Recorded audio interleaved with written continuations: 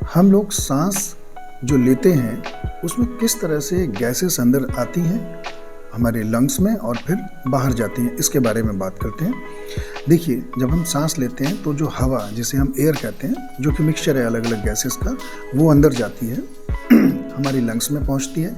अब मैं इस बार अभी इसके बारे में बताऊं कि जो एयर है ये मिक्सचर है अलग अलग गैसेस का, तो इसमें सबसे ज़्यादा 78% या 78% नाइट्रोजन होती है। उसके बाद ऑक्सीजन होती है 21%, 21%। 1% जो बचा, ये 99% हो गया, उसमें आपकी कार्बन डाइऑक्साइड होगी 0.04%। ये वेरिएशन होता रहता है 0.03%, 0.04%। आर्गन, हीलियम, मीथेन, हाइड्रोजन और वाटर वेपर्स, ये मिला के 1% बनाते हैं। तो जब हमने सांस ली तो ये सारी की सारी गैसेस हमारे लंग्स तक गई।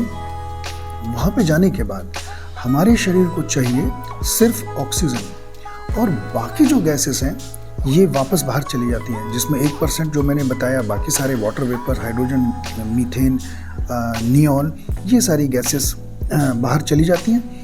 और जो हमने 21% ऑक्सीजन ली उसमें से करीब 5% के आसपास ऑक्सीजन शरीर में कंज्यूम हो जाती है, लंग्स में ही रह जाती है, लंग्स से फिर वो ब्लड में चली जाती है।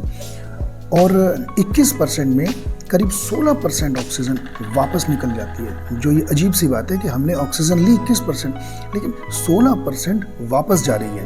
वो 5% के करीब ही हमारे लंग्स में रह रही है और फिर वो ब्लड में जा रही है। अच्छा, जो हमने कार्बन डाइऑक्साइड ली 0.04%, वो एयर से आई, हमारे अंदर लंग्स में गई। अब अंदर से हमारे लंग्स में ही पूरे शरीर के सेल्स से जो कार्बन डाइऑक्साइड इकट्ठी हो रही है वो यहाँ पे आ गई, और लंग्स में आके जो कार्बन डाइऑक्साइड पहले 0.04% थी, अब उसका लगभग 100 गुना ज़्यादा हो गई।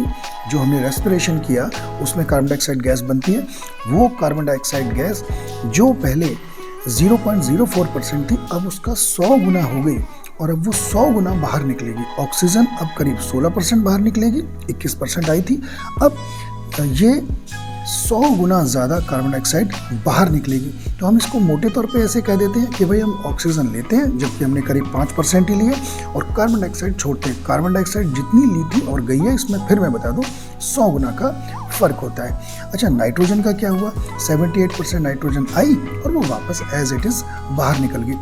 जो ऑक्सीजन आई 21%, इस 21% में हमने करीब 5% रख ली शरीर के अंदर। अब उसमें से भी 5वां हिस्सा, उसका 20% जो ऑक्सीजन अंदर आई लंग्स में, वो जाती है हमारी खोपड़ी।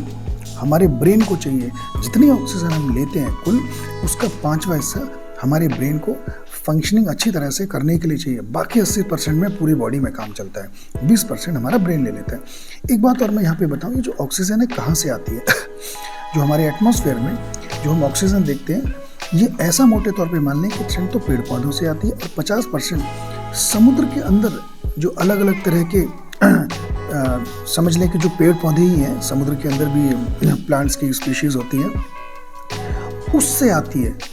अलग अलग तरह की स्पीशीज़ होती है। तो समुद्र के अंदर से लगभग आधी ऑक्सीजन आती है, और आधी ऑक्सीजन हमें ज़मीन पे जो हमारे पेड़ पौधे हैं, फसलें हैं, घास फूस है, इस सब से आती है।